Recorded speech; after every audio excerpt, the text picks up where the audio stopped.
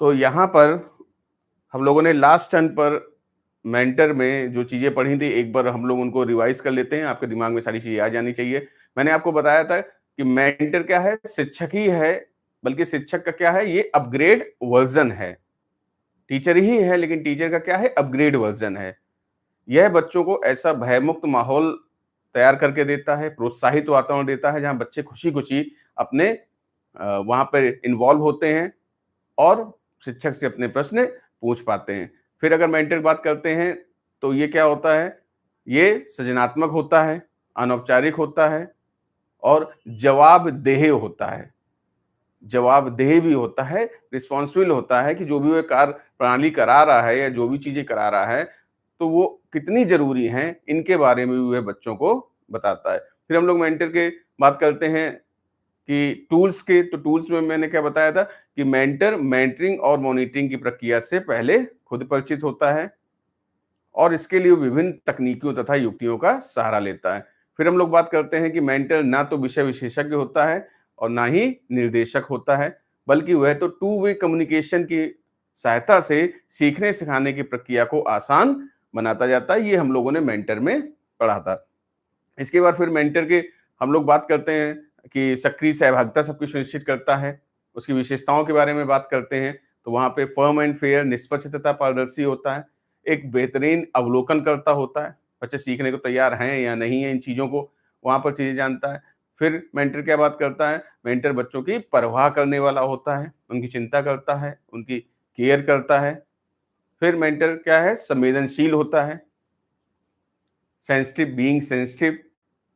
फिर क्या है, नॉन जजमेंटल अप्रोच होती है, अनिर्णायक भूमिका होती है। फिर ईमानदार होता है, ईमानदार मतलब क्या है, अपने काम के प्रति ईमानदार होता है। मेंटर अपने काम के प्रति ईमानदार होता है, मतलब मक्कारी नहीं करता है। उसे बच्चों को सिखाना है, तो वो वहाँ पर वो पूरे समय का सदुपयोग करता है बच्चों को सिखाने के लिए। जैसे होता है ना, कई बार शिक्षक जो है क्लास में गए और इधर-उधर बातें कर रहे हैं या फिर जो है फ़ोन पे लगे हुए हैं, अपना कोई पर्सनल काम कर रहे हैं, बच्चों को सिखा नहीं रहे हैं, तो मेंटर ऐसा नहीं होता है, वो ईमानदारी से अपना कार्य करता है। अब यहाँ पर जो हम लोग बात करेंगे आगे, तो ग्राउंड रूल्स ऑफ मेंटर, यानी मेंटर के जो आधारभूत जो उसके कौशल होते हैं, उसको आप लिख सकते हैं सब हेडिंग में, ग्राउंड रूल्स ऑफ मेंटर या बेसिक स्किल्स ऑफ मेंटर, सब हेडिंग में। तो इसमें क्या क्या स्किल्स होती हैं या क्या ग्राउंड रूल्स होते हैं, उनके बारे में हम लोग यहाँ पर बात करेंगे। काफी इंपॉर्टेंट है, इन चीजों को समझिएगा। क्या इसमें बात करते हैं, तो सबसे पहले जो इसमें बात की जाती है कि वो क्या करता है, बच्चों को उनकी पहचान देता है। बच्चों को उनकी पहचान देता है, गिव रिकॉग्निशन, उनको पहचान देता है।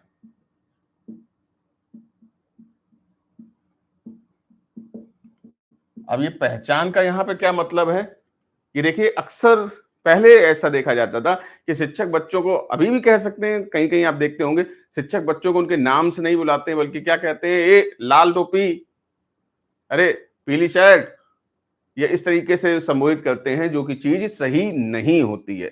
तो इसमें ये बोल रहे हैं कि बच्चों को जो है उनके नाम से पुकारें, उनकी पहचान दें उनको। सुशील नाम है, राजेश नाम है, निहारिका नाम है, अपर्णा नाम है, कुछ भी। तो आप कहोगे सर बच्चे बहुत ज़्यादा हैं, तो ये फिर नाम याद रखना मुश्किल होता है। तो बच्चे तो ज़्यादा नहीं हैं। आरटी के अकॉर्डिंग 1:30 का रेशियो है, 1:35 का रेशियो है, तो वो तो बच्चे ज़्यादा नहीं हैं। तो वहाँ तो आप आसानी से, ये नहीं कह रहे पहले ही दिन में नाम याद हो जाए, 2-4 दिन में, 5 दिन में धीरे-धीरे वो नाम क्या है, याद हो जाते हैं।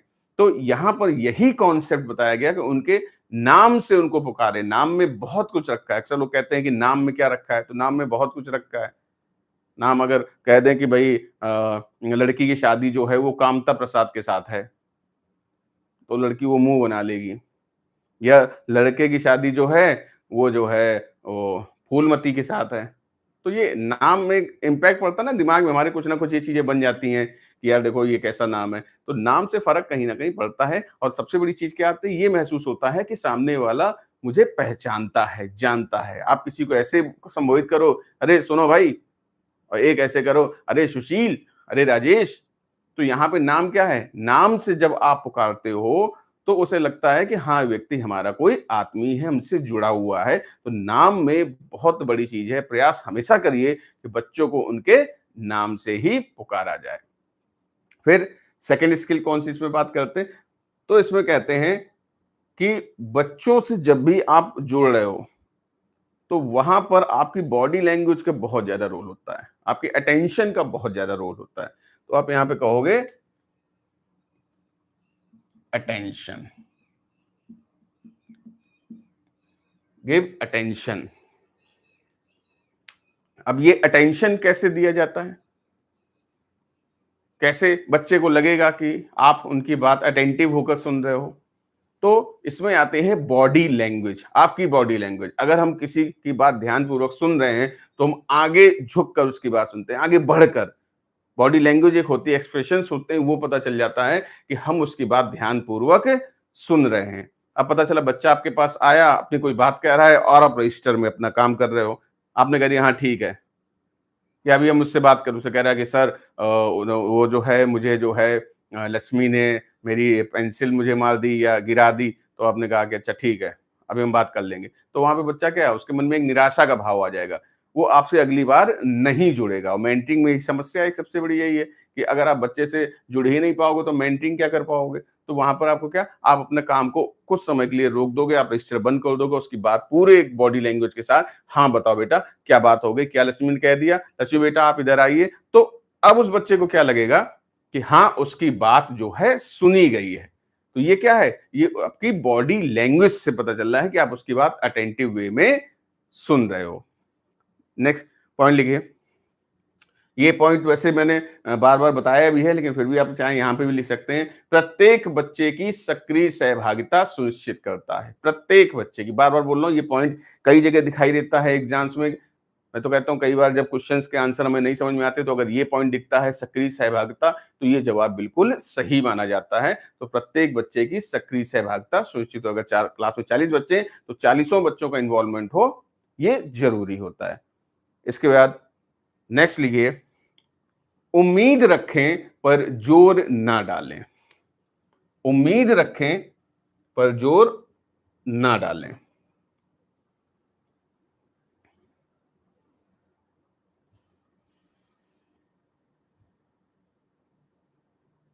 Keep expectations but don't insist him. उम्मीद रखें पर जोर ना डालें। अब देखिए इस बात का क्या मतलब, इस स्किल का क्या मतलब है? इस स्किल का ये मतलब है कि जैसे मान लीजिए आपने किसी बच्चे से कोई क्वेश्चन पूछा और वो बच्चा उस बात का जवाब नहीं दे पाया। ऐसा पहली बार नहीं हुआ, ऐसा दूसरी बार भी हुआ, ऐसा तीसरी बार भी हुआ, चौथी बार भी हुआ, जब भी आप उससे पूछते हो, वो जवाब नहीं दे पाता है। तो यहाँ पर कोई ऐसी बात नहीं है, ऐसा नहीं करोगे कि आप उससे फिर पूछना बंद कर दोगे। आप लगातार जो है, आप उससे कम्युनिकेट करते रहोगे, लेकिन क्या है, जोर नहीं आप डालोगे कि नहीं आज तो तुमको जवाब देना ही पड़ेगा, ऐसा आप नहीं कहोगे। या किसी भी इस तरीके से कि आपने उससे पूछना ही बंद कर दिया, ये भी आप नहीं करोगे। ये बात क्यों कही जा रही है? ये बात इसलिए कही जा रही है कि ये शॉपिंग मॉल में आप जाते हो, वहां पर तो आप देखते हो, वहां पर आप जाते हो, चीजों को देखते हो, कई बार कोई ट्राई भी करते हो, ट्रायल रूम में जाके आप कोई कपड़ा ट्राई भी करते हो। आप रोज ऐसा करो, वहां का मैनेजर या वहां का कोई भी स्टाफ मेंबर आपसे ये नहीं कहेगा आप रोज आते हो, खरीदते तो कुछ हो नहीं, क्योंकि वो भी इस बात को मानते हैं कि उम्मीद रखते हैं कि आप आज नहीं तो कल कभी ना कभी परचेज जरूर करोगे। ऐसी ठीक यहाँ पर भी बात होती है कि जो बच्चे होते हैं वो कभी ना कभी आपकी बात का जवाब जरूर देंगे। तारे जमीन पर आप देखिए, वहां पे एक जगह ऐसा सीन आता है जहां ईशान जो है तुरंत जवाब देता है अल्बर्ट आइंस्टाइन।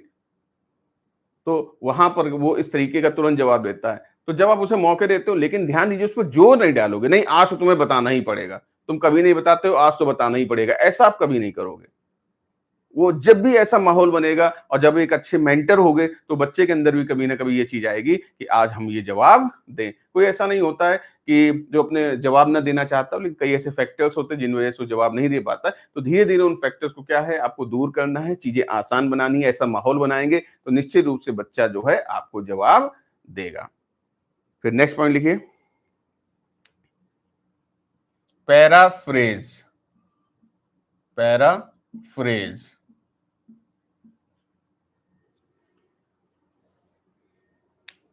पैराफ्रेज क्या होता है? ये पैराफ्रेज, तो देखिए पैराफ्रेज का मतलब आप समझिएगा बहुत आसान भाषा में।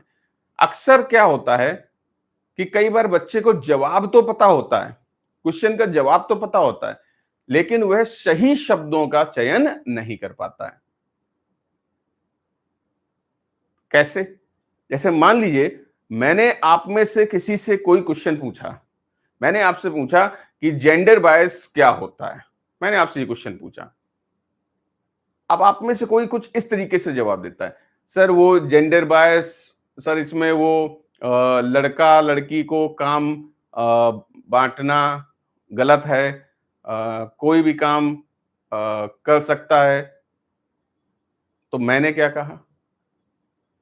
मैंने कहा कि अच्छा आप यह कहना चाह रहे हो कि क्षमता को देखे बिना लड़के और लड़की के आधार पर या लिंग के आधार पर कार्य का वर्गीकरण कर देना लैंगिक पूर्वाग्रह कहलाता है या जेंडर बायस कहलाता है। यही कहना चाह रहे हैं ना आप?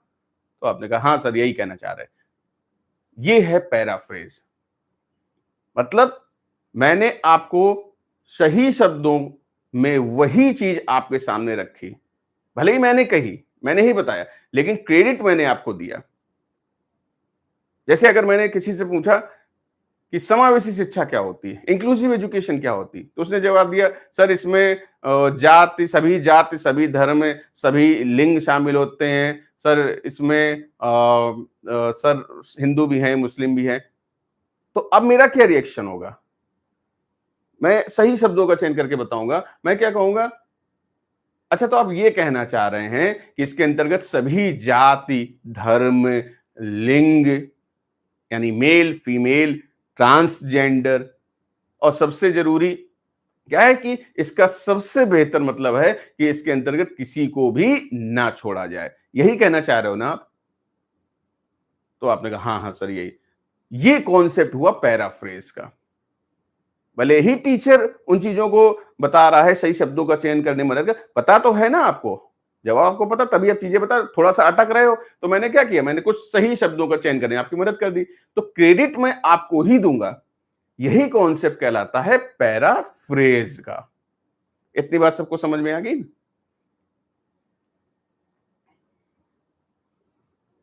चलो, इसके बाद नेक्स्ट आता है रिव्यू। रिव्यू, अब ये तो कई बार हम लोगों ने वर्ड पढ़ा है रिव्यू। क्या होता है रिव्यू का कॉन्सेप्ट? एक होता है देखिए प्रीव्यू, एक होता है प्रीव्यू और एक होता है रिव्यू। तो प्रीव्यू क्या है? प्रीव्यू अगर हम समझे तो आप देखिए जो आप फॉर्म भरते हो तो फॉर्म भरने के बाद एक ऑप्शन आता है कि फाइनल सबमिट से पहले प्रीव्यू वाला ऑप्शन आता है कि एक बार आप देख लो कि आपने क्या इसमें भरा हुआ है। अगर कोई करेक्शन करना हो तो आप कर लो, वो कहलाता है प्रीव्यू। फिर रिव्यू क्या है? तो रिव्यू में याद रखिएगा, रिव्यू में होता है हमेशा फीडबैक। कैसा फीडबैक? जैसे कोई मूवी आती है तो मूवी में क्या है, हमको रिव्यू पता चलता है, कितने 5 में कितने स्टार मिले या म्यूजिक का रिव्यू कैसा रहा, तो उसमें एक तरीके हमें फीडबैक मिलता है। फिल्म अच्छी थी लेकिन बहुत लंबी थी, क्लाइमैक्स उतना बेहतर नहीं था, या संगीत उतना बेहतर नहीं था, और बेहतर किया जा सकता था।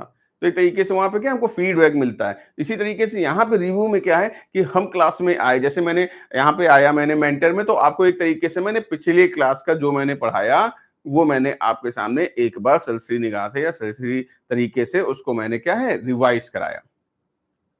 और अगर मैं आपसे कुछ क्वेश्चंस भी पूछता एक दो लोगों से तो मुझको ये समझ में आता कि हाँ जो रिव्यू आया है वो क्या है सही, बच्चों को मेंटर का फर्स्ट पार्ट बेहतर तरीके से समझ में आ गया। मतलब कोई भी चैप्टर जो आप बच्चों को वहां पे आप सिखाने जा रहे हो तो जो उससे पहले सिखाया है उसके बारे में एक बार आप रिव्यू ले लीजिए, क्वेश्चंस के माध्यम से, किसी एक्टिविटी के माध्यम से, कि जहां पर उनके जवाब आते हैं तो आपको समझ में आ जाता है कि हाँ पिछला सेशन बच्चों का ठीक ठाक हुआ। ये कॉन्सेप्ट कहलाता है रिव्यू।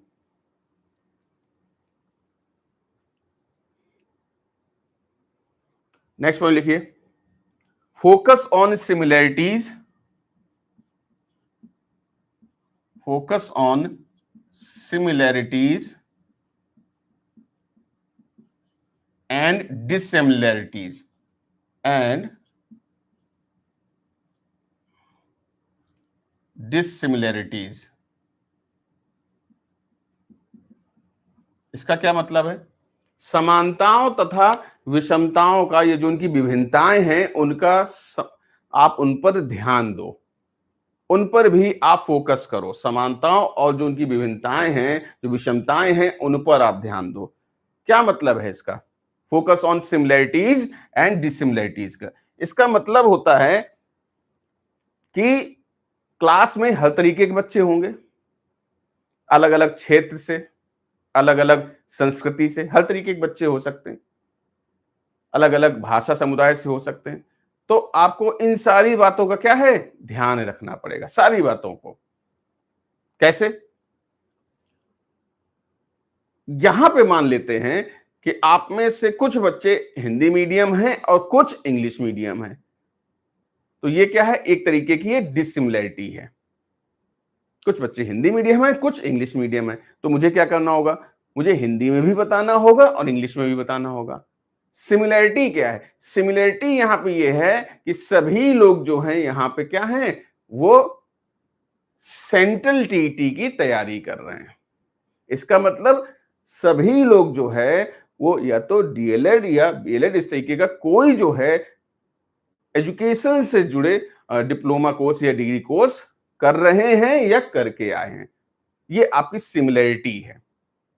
मैं यहां पे मान रहा हूं कि सभी लोग सेंट्रल टीटी की तैयारी कर रहे हैं, मान के आ रहा हूं, ये बात सही भी है, या केवीएस की तैयारी कर रहे होते हैं, या यूपीटीटी कर रहे होते हैं, या फिर किसी भी शिक्षक भर्ती की तैयारी कर रहे होते, तो वहां पे क्या है, आप एज ए एस्पिरेंट हो कि आपको वो सारी चीज सिमिलरिटी है कि हाँ भैया, आप सबको अधिगम पता होगा, व्यक्तित्व पता होगा, आईक्यू पता होगा, इतनी तो सिमिलरिटी है। अब डिसिमिलरिटी ये हो सकती है कि कोई कभी कॉलेज नहीं गया, किसी ने घर से ही प्रिपरेशन करी है। ये हो सकती है किसी ने जो है वो ना तो माइक्रो टीचिंग की है, ना ही मैक्रो टीचिंग करी है। ये डिसिमिलरिटी हो सकती है। ये डिसिमिलरिटी हो सकती है कोई हिंदी मीडियम है, कोई इंग्लिश मीडियम है। ये डिसिमिलरिटी हो सकती है। तो सिमिलरिटीज का भी ध्यान रखना है और डिसिमिलरिटीज का भी ध्यान रखना है। अब वो सारी चीजें कल्चर बिहाफ पर, इन्वायरमेंट बिहाफ पर, सारी चीजें जैसे हम लोग पढ़ते हैं ना रियलिस्टिक अप्रोच में, कि वहां पे आप गांव में गए तो आपने गांव में देखा कि बच्चे क्या है, ग्रामीण पृष्ठभूमि से हैं, तो सभी बच्चे ग्रामीण पृष्ठभूमि से हैं, तो ये क्या है, ये तो सिमिलरिटी है। लेकिन डिसिमिलरिटी ये हो सकती है कि हर बच्चे का कल्चर अलग अलग हो सकता है, कल्चर बिहाफ पे वो अलग अलग हो सकते हैं। तो कॉन्सेप्ट यहां पे यही बता रहा है कि आपको बच्चों की समानताओं तथा विषमताओं का, दोनों का ही ध्यान रखना है। फिर एक बात और की जाती है, focus on feelings. Focus on feelings, focus on feelings. जो नेक्स्ट स्किल होती है वो क्या है, फोकस ऑन फीलिंग्स। इसका क्या मतलब है फोकस ऑन फीलिंग्स का? देखिए, जो बच्चों की भावनाएं हैं, या एक तरीके से जो उनके इमोशंस हैं, उन पर भी आप फोकस करो, उन पर भी आप ध्यान दो। जैसे क्लास में बच्चे यदि खुश हो रहे हैं तो आप समझिए कि हां, बच्चों को इस टॉपिक में क्या है, मजा आ रही है। क्लास में बच्चे बोरियत महसूस कर रहे हैं या आपकी बात को ध्यानपूर्वक नहीं सुन रहे हैं, तो वहां पर भी इस बात को देखिए कि बच्चे आपकी बात को क्यों नहीं समझ रहे हैं या क्यों नहीं सुन रहे हैं, क्या रीजन हो सकता है, उस चीज को सुधारिए। फिर आप देखिए कि बच्चे किस तरह से सीखते हैं, उनके सीखने का तरीका क्या हो सकता है। कुछ अलग तरीके से सीख रहे हैं और कुछ बच्चे जो है एक सेम तरीके से सीख रहे हैं। तो वहां पर हम उनसे बात करते हैं कि बच्चों, आपने इस चीज को कैसे सीखा है, आपको इसमें मजा आया या नहीं आया, आपको और क्या लगता है किस तरीके से सिखाया जाना चाहिए। तुरंत कोई बच्चा बताएगा, सर जैसे, या मैम आपने जैसे पिछली बार ये चीज समझाई थी सर, उस एग्जाम्पल से या उस एक्टिविटी से, सर वैसे ही इसको भी समझा दीजिए। तो इस चीज पे, इस फीलिंग के ऊपर आपको क्या है, फोकस करना होगा। ये कॉन्सेप्ट है आपका फोकस ऑन फीलिंग्स। और लास्ट पॉइंट होता है कि शिक्षक को पंक्चुअल होना चाहिए, टाइम का पंक्चुअल होना चाहिए, समय से क्लास में जाए, जो टाइम टेबल बना है उसको वैसे ही फॉलो करे, लेट ना करे, जो चीजें तय समय पे बताई गई हैं उनको वैसे ही करे।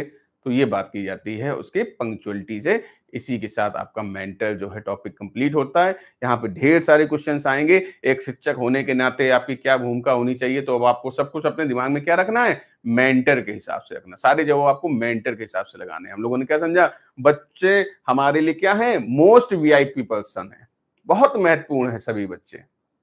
हर व्यक्ति, बच्चा हमारे लिए क्या है, खास है। और सबके सीखने सिखाने का क्या है, तरीका अलग अलग होता है। हम बच्चे को कभी भी डांटेंगे नहीं, हम बच्चे को कभी जोर जबरदस्ती नहीं करेंगे। हम बच्चे को एक ऐसा माहौल देंगे जहां बच्चा खुश रहे, स्वतंत्र रहे, अपनी बात कह सके। टेक लगा के पढ़ना चाह रहा है, टेक लगा के पढ़ने दो।